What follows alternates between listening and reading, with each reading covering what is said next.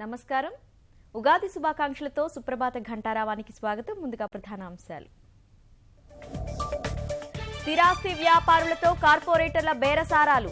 హైదరాబాద్లో ముఖ్య నేత సమక్షంలో సమావేశం.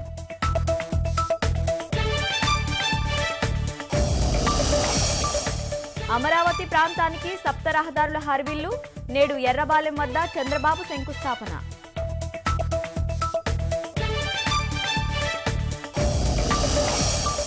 హేవళంబిలో తెలుగు ప్రజలకు నవ ఉషస్సులు. గవర్నర్, ముఖ్యమంత్రులు శుభాకాంక్షలు.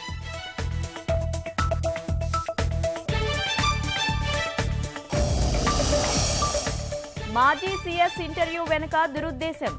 జగన్ బెయిల్ రద్దు చేయాలని సిబిఐ పిటిషన్.